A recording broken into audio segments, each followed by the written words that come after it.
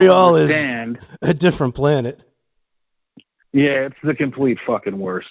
But I don't understand how people can't see, how no one can see how it has escalated to this when it has been escalating to this for literal generations. Well, let me throw this at you because you're going in a good direction.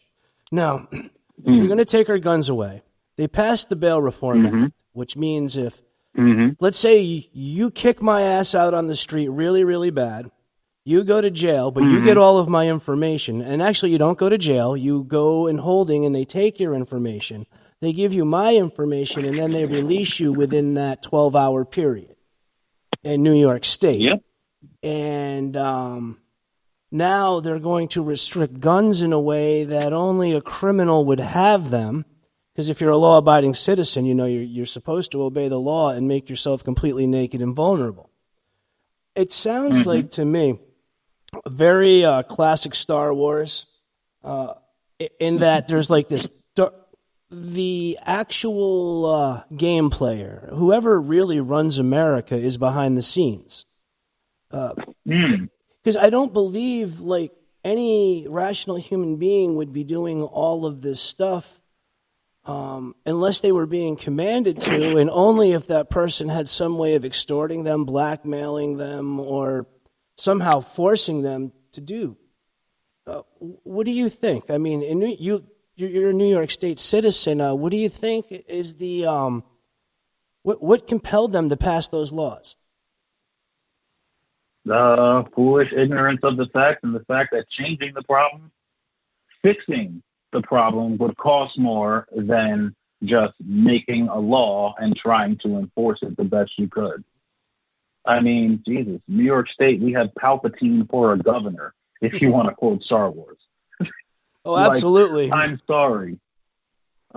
This man is the biggest idiot on planet Earth, and somehow people consistently vote for him because people don't see anything. It's like, if you give someone, it's the strangest thing to me because it reminds me, I feel like all of America, but primarily New York, is in a state of Stockholm syndrome.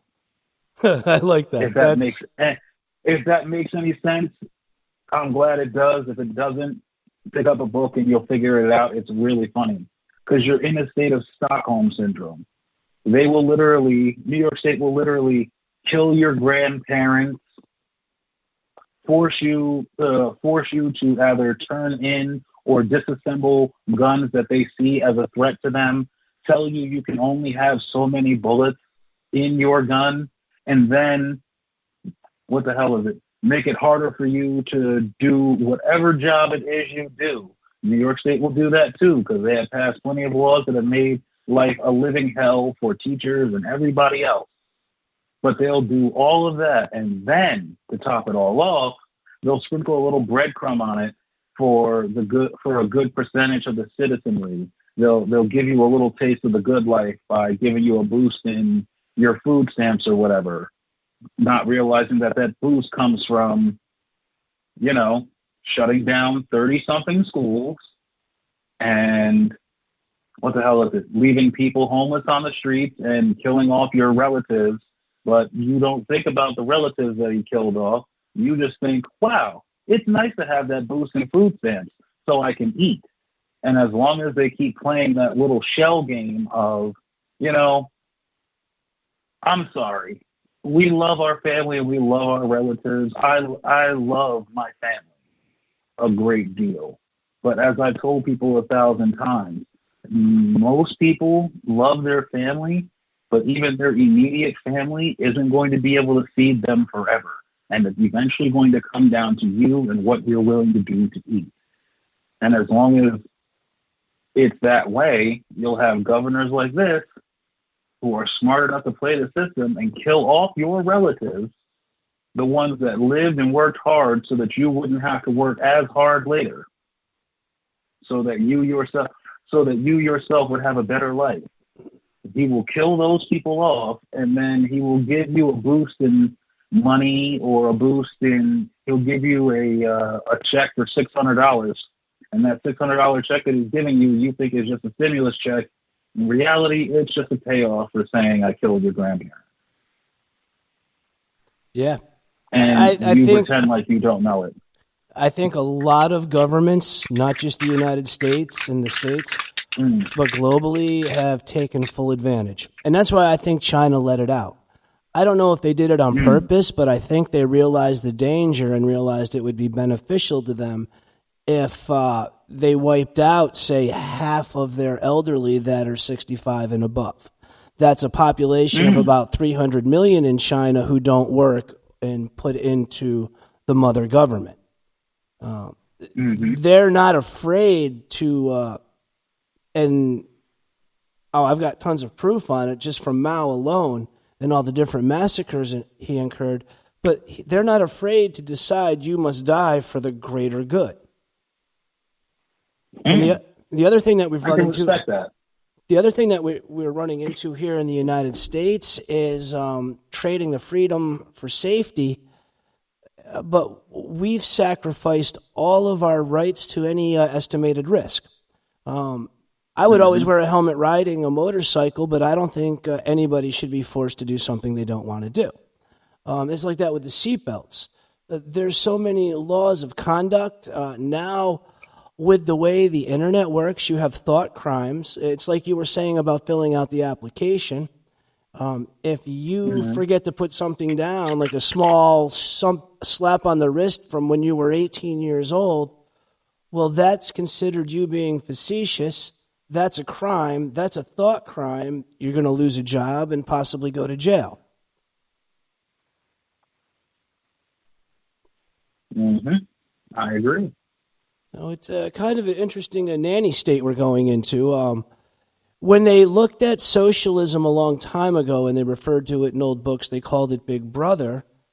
China and the old Soviet Union, they've turned it into Big Mother. And Big Mother is going to micromanage every moment of your life. It seems to me that the direction going is that they're slowly selling off to China. The Bidens already owe China a deep gratitude for a ton of wealth that's been given to their son. There's been emails that explain 10% goes upstairs to the big guy, which is supposed to mean his dad. And nobody cares. Like, I was on a hammock camping forum on Facebook. And I put up there, I bought a cheap Chinese hammock. I really like it. But if I was to move up to something really good quality and spend a couple $100, what would you recommend to somebody who has a cheap Chinese hammock? This guy, he comments to me and explains to me that I should never refer to anything from China as cheap, as it's ordered the way that we demand and specify. Then he goes on to tell me what a wonderful space program China has and how wonderful their economy is and how beneficial their general communal nature of their society. And I'm sorry, but I had to remind him, well, they still have slave labor, which means people who work for like $1 a month to nothing. They still practice sexual torture in their prisons as state-mandated behavior. And they consider it a good behavioral modification. So it's like, I got upset with the guy, and I just said, please don't tell me what I mean. And then I explained to him how I felt about their slave labor, their sexual terrorism, their monolithic rhinoceros style of economics. They go in to an industry, they copy and rip off without having to pay for any trademark rights, no patent rights, no copyrights. They flatly rip it off, and then they sell it for $1 until the companies go out of business. So it's like, if we're going to deal with China, there's not going to be any small business here. There's not going to be any little guy. There's not going to be, even the corner stores are going to be owned in the end. But I have to stop harping on that. You could possibly read about that. But, the thing about the United States is that patent rights have kind of screwed the United States in the same way that they've helped the United States, which has always been really interesting to me, because in the United States, have patent rights helped people get rich? Absolutely, without a doubt. But at the same time, have patent rights made things easier to what's the word I'm looking for, to develop and keep technology moving forward? No. There are so many patents that are so similar that once you go to the patent office and you put your patent in, if it's similar to another patent that's already being used, you can't use that patent. But there's a copy of you bringing it into the patent office. And if you did something better than the last guy, then the last guy can use that. Just like, think about it like Disney. Disney has a patent on so many of its characters and has had it for 100 years. So think about how many stories could be said about those characters if Disney didn't have those patents. Specifically characters like Cinderella and Beauty and the Beast and things like that. Think about the kind of things that you could do with those patents. Specifically, the kind of stories that you could make. Well, they use it to protect their information and their ideas, and they do. They make millions. But, see, I don't find that to be wrong. That's how industry is propelled. Computers would not be at the status of technology they are if it was left in the hands of the communists. In communism, when you read, I think it was Trotsky's original manifesto, if it costs $2 to make a computer, you can't charge more than $2 for the computer. So without a profit, there's no ability to do further research. And Russia spent a lot of its time with spies stealing other people's information. It's common with the communist countries. China is a little bit different because it's a communism that's allowed a lot of its private citizens to become millionaires and billionaires. But I don't know. It's all kind of ass backwards. I really don't want to be run by this guy Zing, though. He's pretty cruel.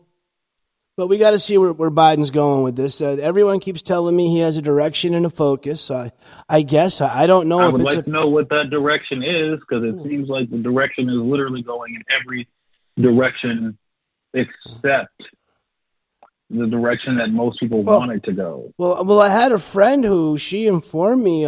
He's unifying America state by state, hundreds of thousands of people. I guess somewhere there. Really? Yeah, I guess somewhere there's independents, Republicans, and Democrats all holding hands, hugging each other. I'd like to see this for myself. As would I. You know. But I'd like someone to show me the miracle that is the walking Biden, who will soon be known as Jesus.